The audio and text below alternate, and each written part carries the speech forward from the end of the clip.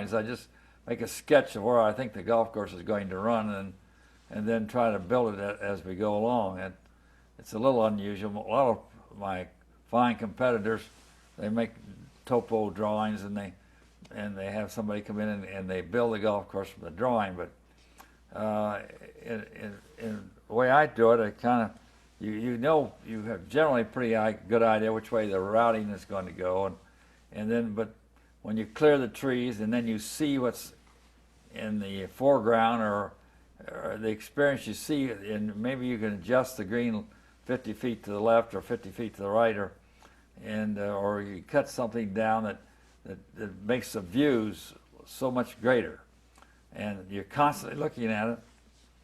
And we took the main road that came into this property and lowered it quite a bit, so then you could see across. It was a high ridge, and it stopped the long view from the 6th hole to back towards the clubhouse area. And but so now when you play here, there's a lot of places you can see 20 and 30 miles, which is still looking at a housing project or something on the side. You have these great views.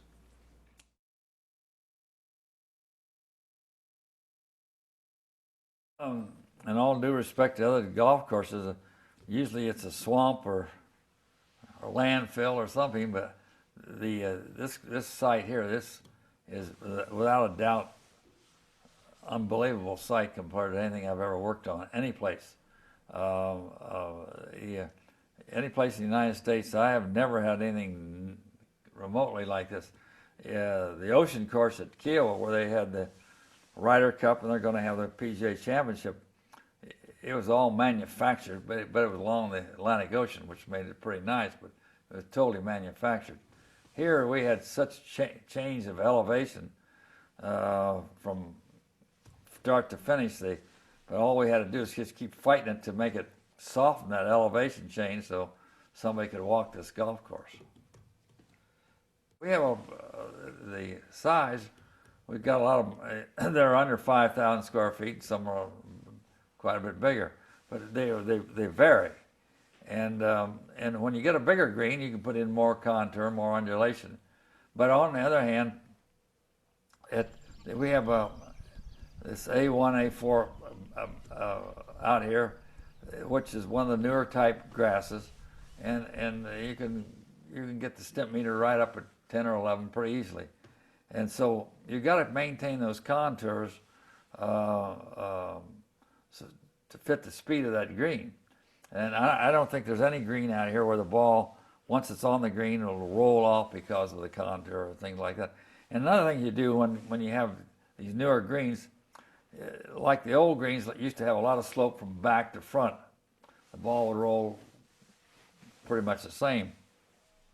Well, in building the new greens, you keep them flatter from back to front, but you put more different rolls in it so that when the ball's rolling down, it finally starts back up, so it doesn't roll off the green. But it gives you a double break. It's more subtle, and you don't see it quite as much, but I think it's harder to putt, for better or for worse.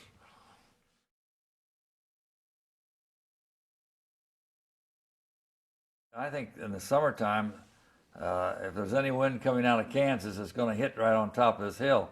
So I think the wind will make it more pleasant to play golf, but at the same time, it'll be a challenge. Wind is the biggest challenge any golfer has, you know. But I think the idea of the breeze coming through here in the summertime will really enhance the playability of this golf course. I don't like to say the golf course is the longest golf course or shorter, but there was so much area here, you could make it any length you want. You could make it 20,000 yards if you wanted to. But what we built, and it's trying to second guess the future, how much farther this golf ball is going to go with these young pros. And they're going to have the club professional tournament next year, and there'll be people here that can hit the ball as far as anybody out on the PGA Tour. So, but you want the variation, but we've tried to keep the white markers at a conventional 6,000 or 6,200 yards or something like that. But then you can expand it back. But the 18th hole, I'm sure the way it measures is almost 600 yards, but it probably will play better and more interesting at about 520 to 540 yards. So I have to wait and see. I'm sitting here. You'd think somebody like been building golf courses would know exactly how it's going to play, but how a good professional is going to think. But sometimes they fool you. But I think they'll play better at 540. Then there'll be a real gamble. Not only on the drive, but it'll be on the second shot.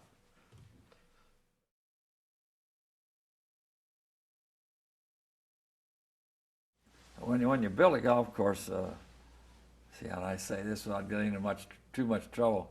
Sometimes you see a pattern of the bunkering on the first hole, and they continue it throughout the 18 holes. But I think here, each hole has its identity.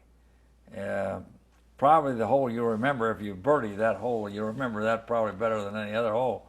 But there's such different views and looks. But when you start out on the back nine, the 12th hole happens to be one of the lowest holes elevation-wise, but it has one of the great long views.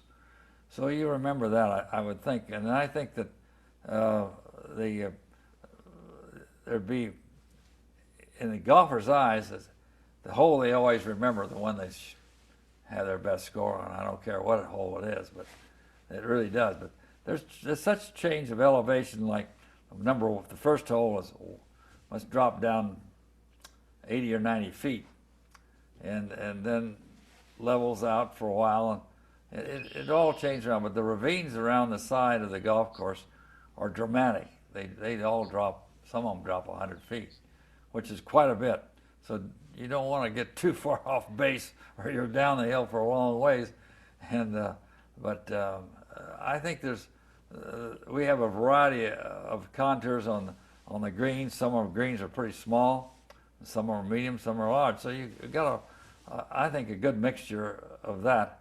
And then we have on 7, 8, and 9, and 16, 17, and 18, we have a 5, 3, 4 finish.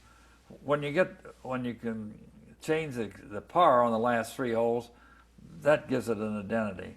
And so we have it on 7, 8, and 9, and have it on 16, 17, and 18. So 18 will be a controversial type hole, I'm sure. I don't know what it's going to be, but it'll be controversial. And in the design or the end result had a lot to do with the topography and what we had to work with, and the environment and everything else. So when you have a hole there's outside sources that are dictating what it's going to end up being, why sometimes you wonder whether it's going to be bad, good, bad, or indifferent. But it's different, and it'll be controversial, I'm sure.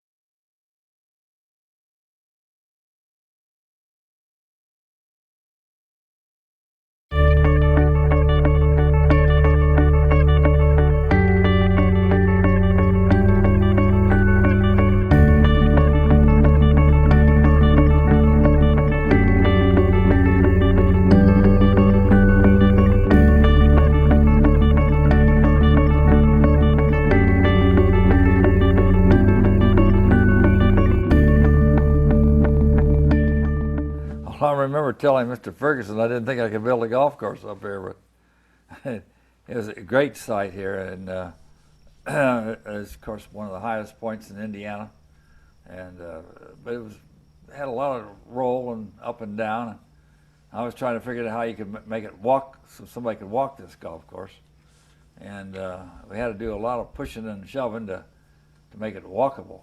But I've walked it many, many times, and so has Mr. Ferguson. So we finally accomplished that. So you at least can walk around out here. Well, the ambience of a golf course is the main subject.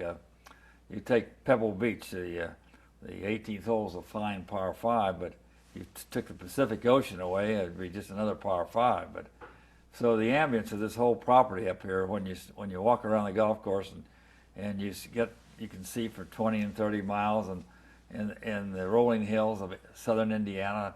It's the outside ambience that really makes a golf course. I mean, a lot of us shoot 90 or 100 or 10 or whatever it is scores, but it's the experience that you have when you play a golf course. You walk around. It's not only playing the golf course, but what you see, and there's so many great long views out here. I hope that the ambience here will put this golf course on the map.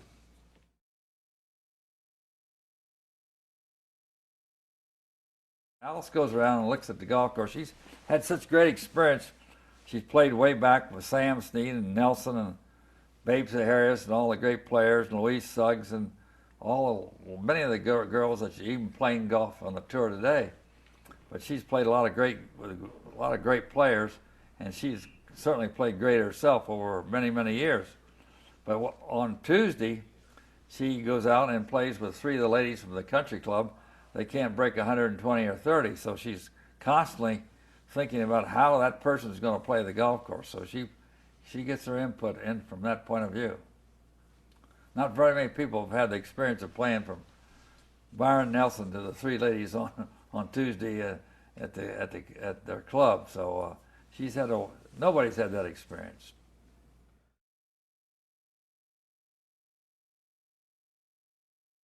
When you build a golf course, like out here, first thing you're thinking about at all is trying to get grass and stop the erosion and get the golf course where you can get it under control. After you get it to this stage, there's a lot of little things you can do that enhance the golf course. You see it pretty much as you go along, but you know that if you don't get you have to get, there's 200 acres out here, and as a difference from say if you're building a road or a project where you're compacting everything, and building a golf course, you're leaving everything very soft so that when you plant grass, the grass will grow. So it's subject to great erosion. And so you're out here just praying that you can get enough grass on it to stop this erosion. And then a lot of times, it's a lot easier to go back and fix a bunker, or if they can't see the sand in the bunker, you can raise it 6 inches. That's not a real problem, but there's always little things that you constantly want to do to do that to an existing golf course. I know that, like at Crooked Stick, for years, the third hole was a par 3. I had areas where I wanted to put the bunkers in, and I remember building the golf course. I was just so glad to get the grass there. And then finally, just after 20 years, went back and picked up the grass and put the sand where I always wanted to put it 25 years ago. So there's always things you're looking at a golf course you think you can do to improve it. I know that in Jacksonville, where they're going to have the Tournament Players Championship next week, I've gone back 4 times, and every time you go back, you try to either enhance it or fix up your mistakes, one of the two. What do you call it? Either way, you're either enhancing it or just fixing up your mistakes.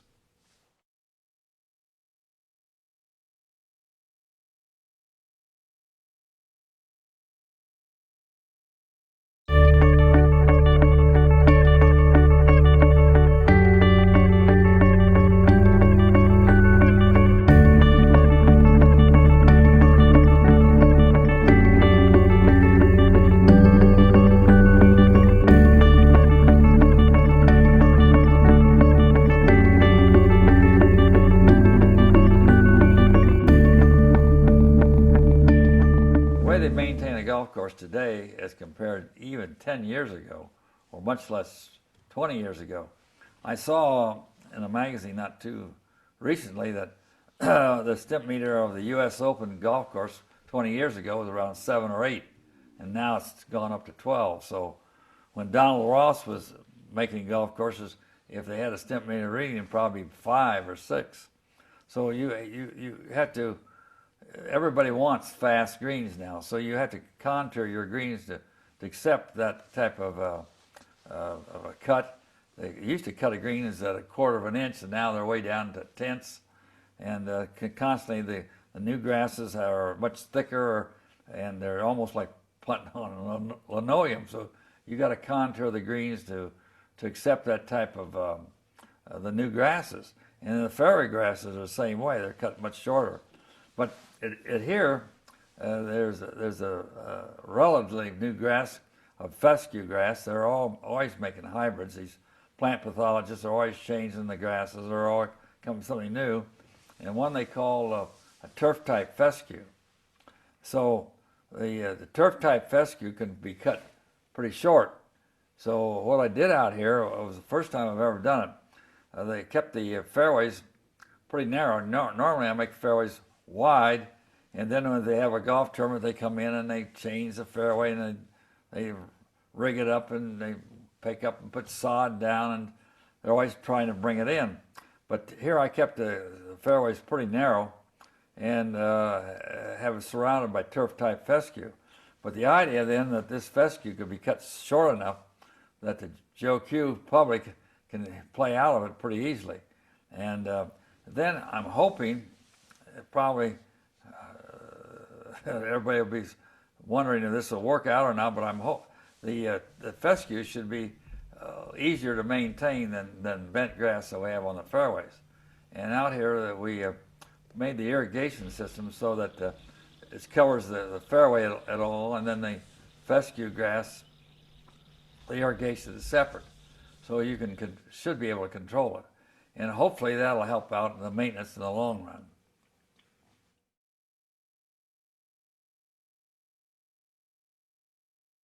The PGA National Club Professional Championship is going to be held here at French Lick. And it's going to be so great. There's nothing like it's ever happened like this before. They play 72 holes medal play, but the first 36 holes, half the field will play the Donald Ross course, and then they'll come up here and play up here, and they'll switch. So they'll go from Bermuda grass to bent grass. They'll go from greens that have tremendous change of elevation to flatter ones. It'll be like a night and day. So the golf professional, one day he'll be up here, and then the next day he's back down to Donald Ross for the second round. And if he qualifies, he's back up here again. So no, there's never anything like that ever happened any place in golf before, ever, any place.